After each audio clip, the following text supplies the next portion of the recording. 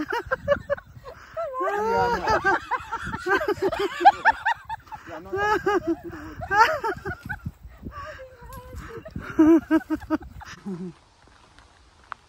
think I pulled in the wrong one.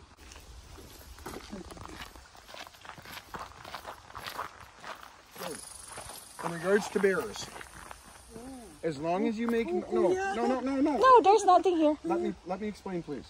In regards to bears, as long as you don't sneak up on them and make noise so they know you're there, you're fine. And right over there is a squirrel. The squirrel? You want to chase them?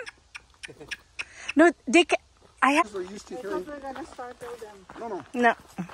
No, that's why you talk, so you don't startle them. Somehow you still, Nandito kami ngayon sa Moss Lake. When they're used to hearing people, it means Mas is there talking, busy talking.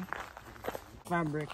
So ito daw, pag wala ka daw tissue, pag nandito ka sa bush, pwede mo daw itong gawing tissue kasi malambot siya. Ito ang ipangpupunas mo sa puwet mo. pag trail wala.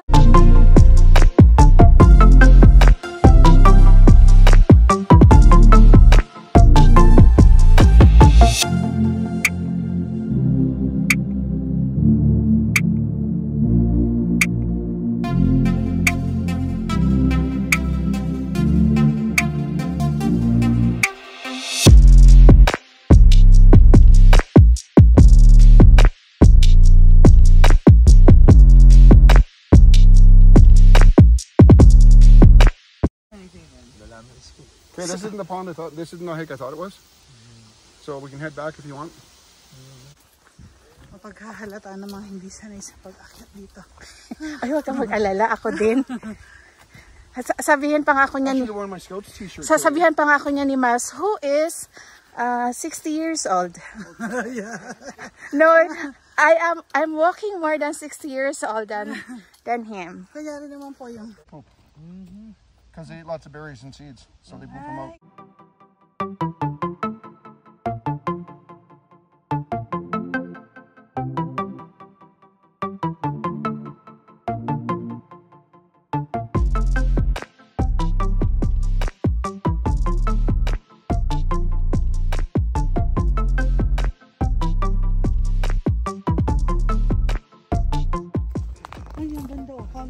Oo nga, ito videohan mo to siya kasi parang, alam mo yung sa Palawan, diba, merong ganito.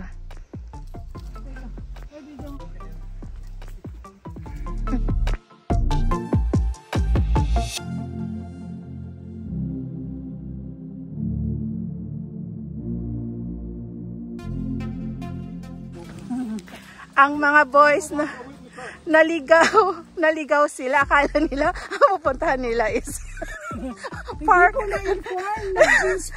Nag-denim pa naman kami ate. Napunta sa... Diba, kuya? Natin pa lang natin inubos na ng mga tao itong mga... Oo nga, dito. Bawal dito eh. Diyos ko. Yeah. Pero dito tayo pag summer na.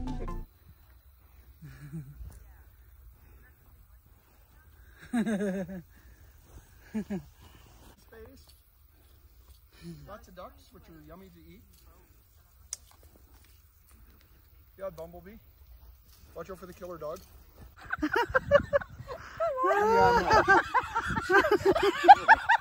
I'm not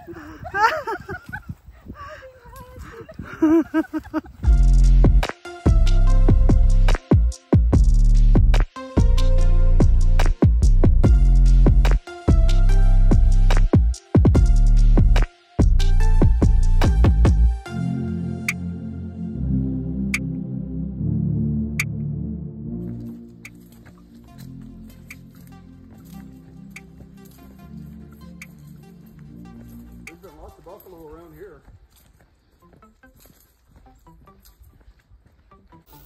Do it from up here. You can get the whole smooth. Oh, it's a muskrat. Ah, yeah. That's one there. Swimming in Muskrat. the water. Ayun o, ano yun? Yeah, that's That's a muskrat. That's expensive if you sell the No, skin. beaver fur. Oh. Muskrat, not so much. I know alligators up here. It's way too cold. Oh, alligators don't like cold. No, they're reptiles. They need warmth. Matches right here perfectly. Oh yeah, it's when cut, newly cut. No, but if you look at that end there and look here, it matches. So that is the beaver cut it? Yeah, beaver chewed it down. Ano Yeah. ba bang ipin ng beaver? Ba't nakakapagkanya sila? Babe, can you explain to Mylene how the beaver cut this one? They're like, what other critters like that? Hamsters and rabbits, they got to continually chew or their teeth will keep growing. Oh. And this So is yan, the path where hinat they na haul daw it down to the ng river beaver. now. Ayun daw yung pinanggaling. So there are beavers here. Lodge, they build their entrance underwater, and their living area is above the water. Oh, the geese.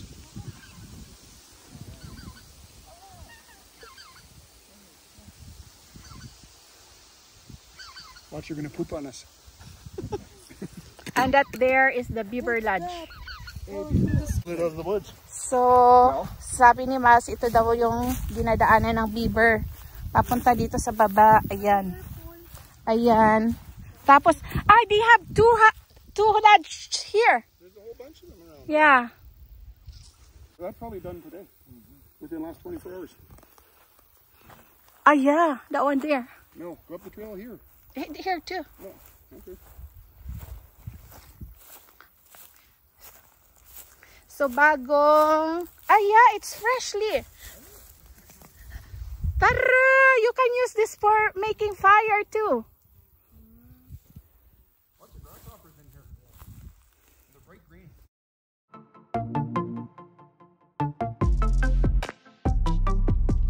So we are left because I have problem to the left and right. So this is left. I had to smell this one.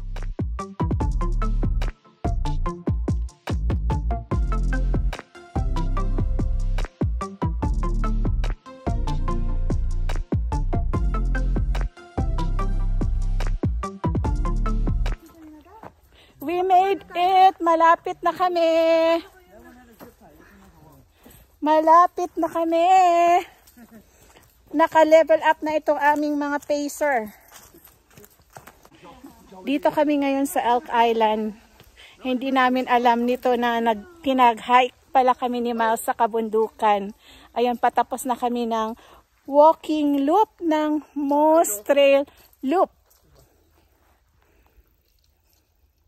Hive, and they produce so much heat anyhow with them all, and that's why they store the honey, because then you got food through the winter. That's why they store the nectar.